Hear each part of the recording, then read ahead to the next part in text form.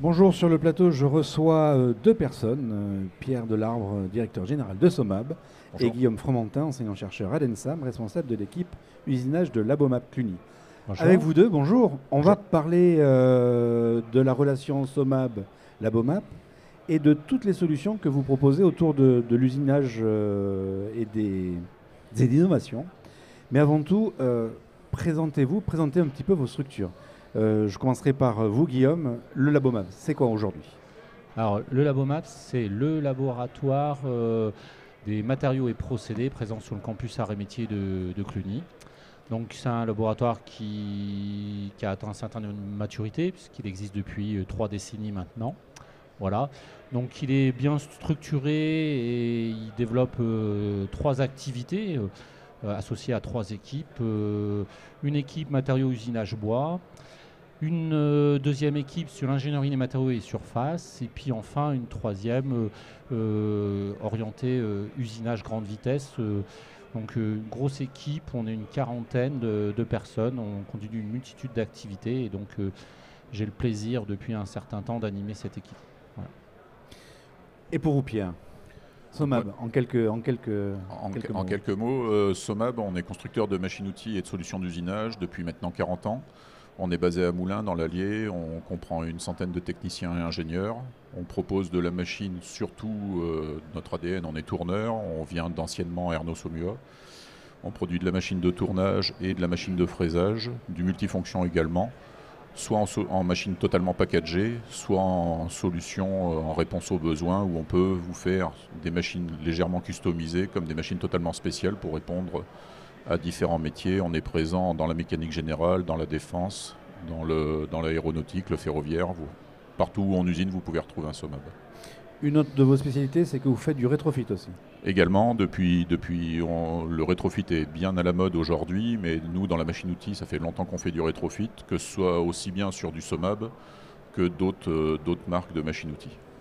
Alors, c'est quoi cette relation entre finalement le Labomap et SOMAB? Elle dure depuis plusieurs décennies. Racontez-nous. Alors peut-être qu'au point de départ, il faudrait je resitue toutes les compétences qui sont chez nous. Euh, donc l'équipe usinage à Cluny, alors notre premier métier, puisqu'on fait partie de l'école des arts et métiers, c'est évidemment former des jeunes. Alors on forme des jeunes, il y a tout le cursus commun, programme grandes écoles, mais on a aussi des cursus d'expertise. Un premier qui concerne vraiment tout ce qui est prototypage et usinage. Donc un cursus d'expertise en 3e année. Et donc là, on essaye d'avoir des jeunes qui soient au mieux préparés à cette vie d'ingénieur en production, être très opérationnels. Et on trouve des jeunes qui, y compris, vont réaliser des stages ou ont travaillé pour l'entreprise SOMAB. Un deuxième cursus qui est plus orienté recherche, qui s'appelle Advanced Manufacturing and Machining and Optimization, donc plus typé recherche. Donc au-delà de notre activité formation, on a bien entendu ce volet recherche très adossé à l'industrie, avec une majorité de tests CIF pour différents secteurs industriels tels que présentés par Pierre. Et puis enfin une forte activité transfert, donc avec des ingénieurs temps plein qui se consacrent à étudier des problèmes industriels, de faisabilité, d'optimisation, d'industrialisation complète, et on conduit une trentaine d'études en général industrielles en parallèle. Donc ça, c'est notre socle de compétences, et partant de là, effectivement, et de ces compétences, on a su développer avec le temps, avec SOMAB, plusieurs actions. Alors justement, SOMAB, c'est une marque qui est bien connue dans les ateliers. Oui, depuis le début des années 90, SOMAB a doté la totalité des campus ENSAM, aussi bien sur de la machine classique que sur des développements de tours spéciaux pour répondre aux activités de recherche des ENSAM, notamment à Cluny avec des machines haute vitesse en tournage, ou l'ENSAM d'Angers sur une fraiseuse avec assistance cryogénique, assistance à la coupe en cryogénique. Donc là, en ce moment, votre projet phare, tous les deux, c'est lequel? Alors, il y a un certain nombre de choses récurrentes en route là. Donc si je rebondis sur les propos de Pierre, au début du développement de l'usinage à grande vitesse, donc il y a eu un peu une mutation technologique des machines, et on a collaboré ensemble pour développer des technologies machines typiques tournage dur ou tournage grande vitesse avec des broches à 8000 tours, des grandes vitesses d'avance, 2 mètres par seconde. Voilà, c'est un point qui a été possible grâce à notre proximité, ne serait-ce que géographique, parce que et puis aussi cette symbiose technologique qui nous rapproche. Alors aujourd'hui, dans ce qu'on a en route, on a un intérêt commun, je crois, pour un certain nombre de solutions innovantes qui peuvent être pour la plupart typées industrie 4.0.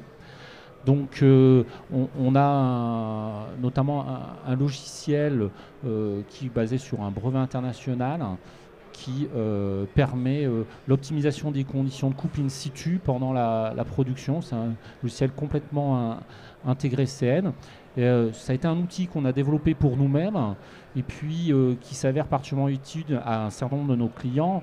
Et finalement, on l'a mis à disposition et puis on le propose à nos clients qui en général sont des end manufacturers, mais on est amené à le diffuser au travers, y compris d'entreprises de machines-outils, et on l'a eu commercialisé via Somab pour leurs clients, mais peut-être que Pierre peut en parler.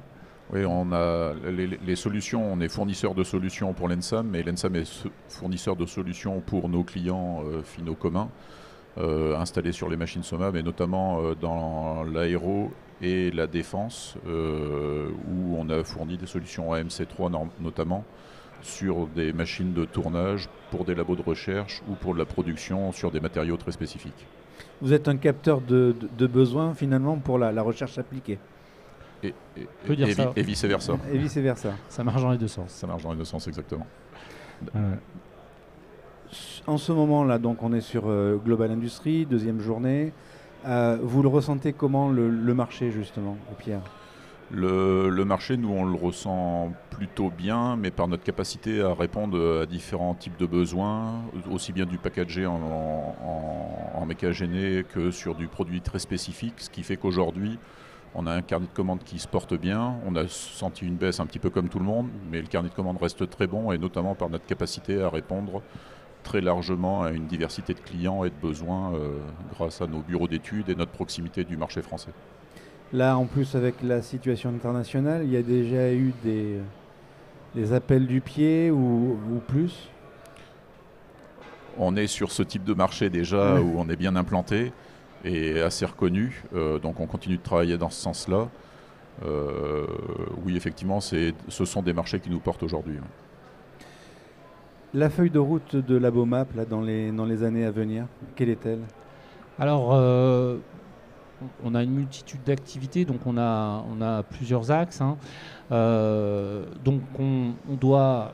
Les besoins globaux de l'industrie, c'est quand même assurer la fabrication de composants de plus en plus à forte valeur ajoutée, ce qui va nous distinguer des pays à bas coût. Donc souvent, c'est des composants légers, matériaux réfractaires, donc problème de distorsion de pièces, de déformation de pièces, donc quelque part faire face au problème de précision. On doit développer des solutions, des méthodologies, les mettre en application pour l'industrie. Donc ça nous amène à conduire plusieurs types de travaux, à la fois des travaux d'industrialisation comme des travaux de recherche appliqués, dans le cas de Tassifre, pour des grands groupes comme Safran, et puis sur tout ce qui est problème précision machine, on a ces activités qui nous rapprochent des fabricants machines tels que Somab, où on se retrouve dans des commissions CETIM, où on est amené à partager nos points de vue, à formuler des solutions pour aller vers ça. Et puis toujours le volet 4.0, comme je l'évoquais, où on recherche à fournir ce petit plus dont a besoin le monde de la production pour mieux gérer mieux porter, mieux optimiser ces moyens, la mise à disposition de ces moyens en termes de temps d'ouverture, d'exécution, de TRS, de performance.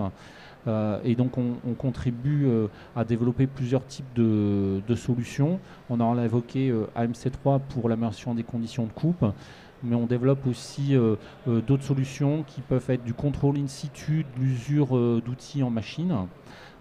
C'est un point important, parce qu'aujourd'hui, un arrêt machine, c'est évidemment un temps où on ne produit pas.